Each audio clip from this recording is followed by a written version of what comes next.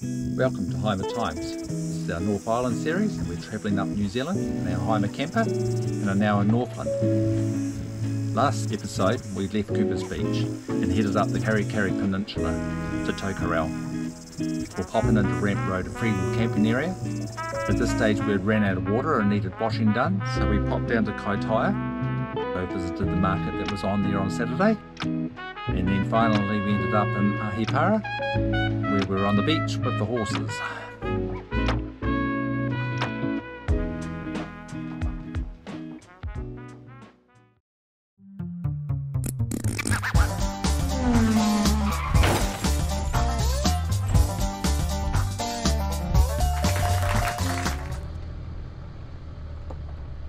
So this episode we're heading off from Ahipara and we're heading down the west coast. We were going to go down Highway 1 that's been closed twice now due to the flooding, so we decided to go down past Broadwood.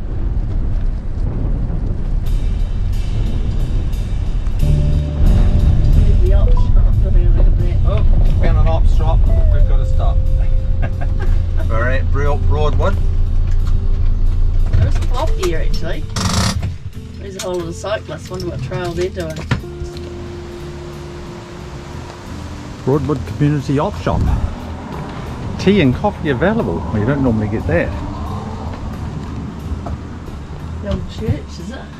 Yeah, it's the old church. Just popped in to have a look at the domain at Broadwood, which is $10 a night to stay, but we're going to keep on going to Rawene. Not bad. Probably a river that you can swim in actually, but not real hot in here. There we are. Do you want to have a sharing competition? Look at that. Oh, that's it there, 1, 2, 3. Just heading down the road now to Kohu. Just past here is the car ferry. There's a big car ferry that you don't need to book, you just turn up. And I think it was $20 one way. Takes you from Kohu, about 10 minutes over to Rawene. Rawene is actually one of my favourite places. It's quite difficult to stay there, but it's got a cool coffee shop and a Heritage New Zealand house called Clendon House that we didn't go to this time because we've been before.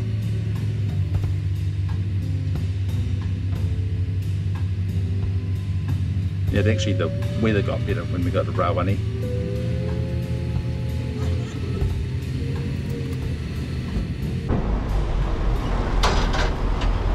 As usual, just going to take a bit of an angle here getting off the ramp so we don't hit the back end of the camper. And the next job is to look for a park. At this moment I was actually more worried the coffee shop around the corner was going to be closed due to COVID or staff shortages. Success, open. I think that's our first destination. There's the Rawene ferry going back over to where we just came from, and just parked on the foreshore here of Rawene.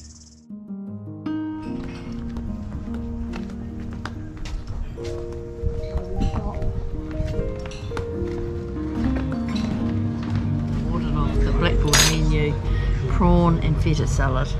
Here it is, it looks pretty yummy. The day was still pretty dismal, but we took our chances between showers to have a look around. In the 19th century, Rawene was actually a shipyard, a mill and a timber supplier. But anyway, because there's no accommodation there, we headed down the road. Amanda looked up the maps, worked out where we could go. We stayed on the point first. I forget what the name of that one, you remember? Oh, that's right, we did. We went out on the point. I'll put the name up here for you. Which was Murray Land. It was a kohar of $10 a night. I think they actually gone up. It was 20 this time. Oh, that's right, it was 20. Yeah, it was a real good place actually for fishing. Now to find a spot to park at Kotu Point. I go there, it's a bit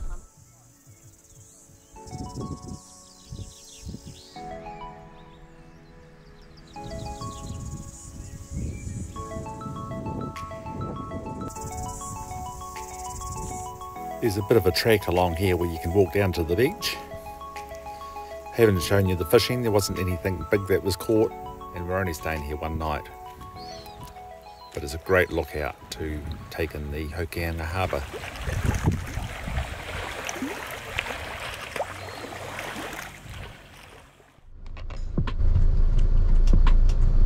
So after spending a very pleasant night at Kotu Point, it's time to get back on the road. And the grass bank here made an interesting journey up the hill as we turned the camper into a three-wheeled Benny.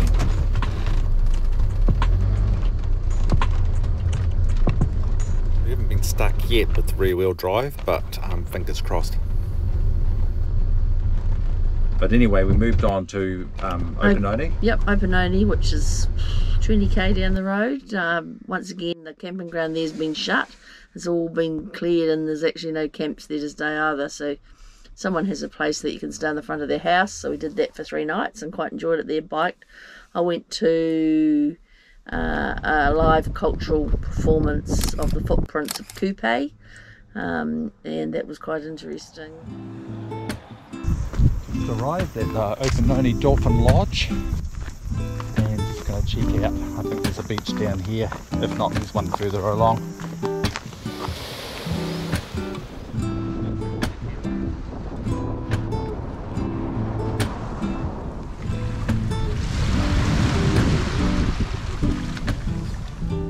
Wandered along to the main village area. We've been up to the cafeteria and had a coffee while we were looking out on the wharf.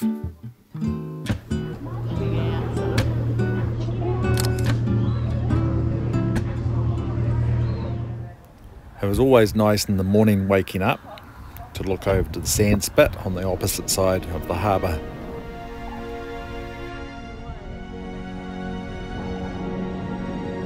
Some of you will remember back in the 50s that Opononi was famous for Opo the dolphin that used to swim with the people in the bay. Opo actually died through some sort of circumstances, so they buried him in front of the hall and made a Opo statue there in the village. So we're continuing south down towards Dargaville. On the way we go through the Waipua forest and we stopped off at Tane Mahuta, the large karri tree.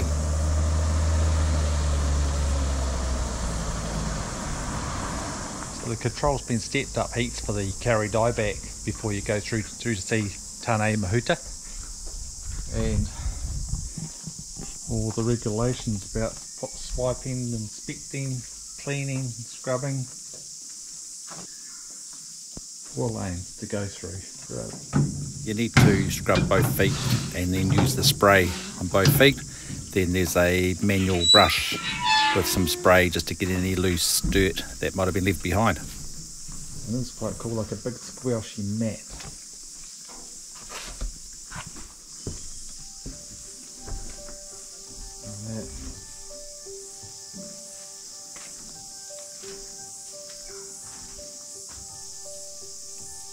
It's a very, very short walk from the road into Tane Mahuta.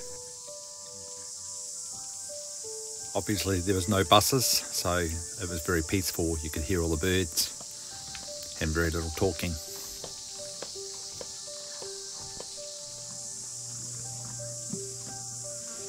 So here we are in the Waipua forest, home of Tane Mahuta, Lord of the Forest, one of the oldest tree in New Zealand.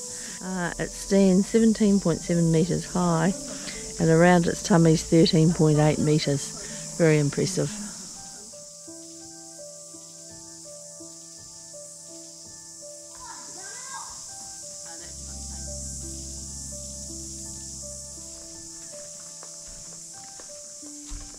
And we headed down further to Dargaville. Yep. This is a new motorhome, well not new, it's been there about 2 years, new motorhome park quite in the centre of town. So we enjoyed a bit more shopping and we found a really nice cafe there. It's a bit muddy down there when it's low tide, isn't it? It's just a short 10-minute walk from the motorhome park over to town. Seemingly the river is this muddy all the time and it's been that way for a very long time. It certainly didn't encourage us to go swimming, But Dargaville was a great supply hub to the wider area. Here's our little coffee hideaway. You might notice these bags of sand at the shop entrances. Obviously the river comes quite high on a deep tide and they quite often have flooding down the street.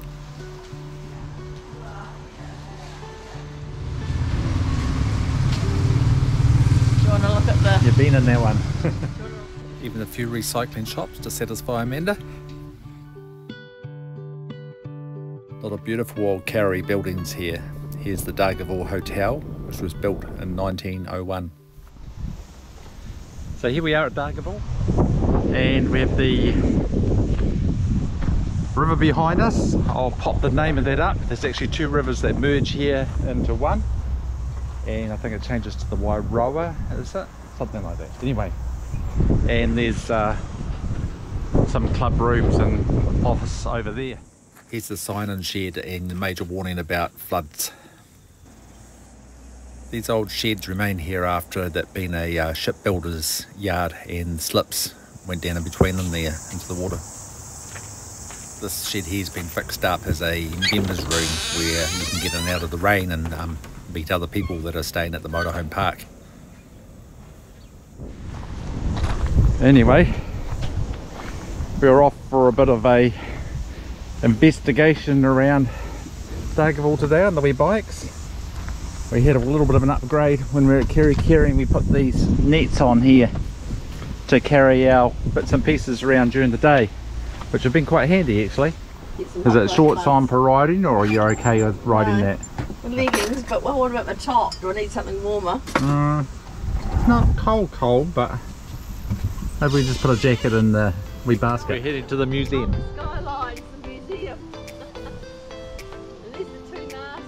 Amanda's just a bit worried looking up the hill how far the museum is, whether these little bikes will get up there.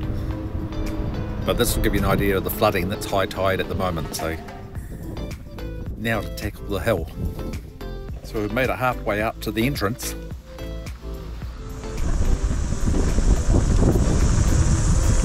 Right, get a run up for the hill as fast as you can go. Yeah, I usually follow behind on the bike just to make sure there's no cars coming, and beat my horn if there's something coming for Amanda so she can pull over and give a few words of encouragement. But we got to the top of the hill and now we're going to go into the museum and have a look around. You can also park up here for the night beside the museum if you wish, for $15 a night. And one of the finds of Dargaville is the museum up on the hill. Had lots and lots of displays. That was quite really interesting. They had the rainbow warrior mask, didn't they? The piece de resistance was the two masks from the Rainbow Warrior. And the masks were purchased and installed here, all part of the Dargaville Museum's Rainbow Warrior exhibit here. Basically got the price of the scrap metal, and they're going to scrap them before they sunk the Rainbow Warrior. Sunk it on the Matari Bay. $15 each. We did ask if we had a gold card, but get $5 off of the gold card. We didn't get that, so we just paid our $30 to come visit that museum, which I can highly recommend.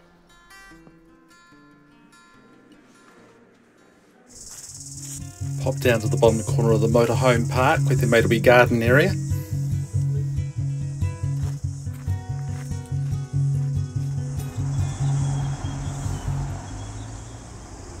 It's quite a muddy river, but while we were there, they had a boating race on with all the launches and fishing boats.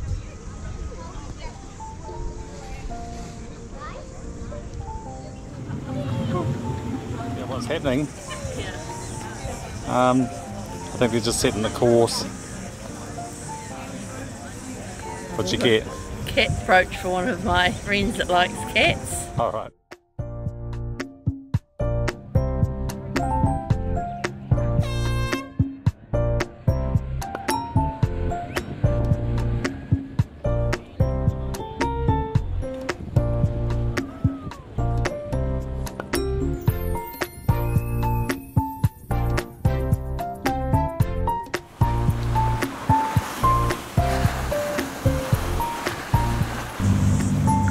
Second last is going to come first.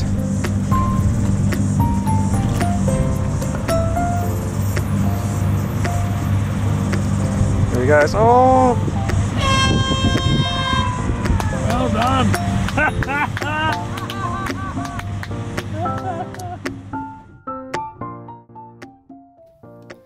Well, that's it for this episode. Thanks for watching. Come back to watch the next episode. We're off to Bailey's Beach and the Kaiwi Lakes. Then over to Whangarei to stay on a friend's avocado orchard. We'll see you later.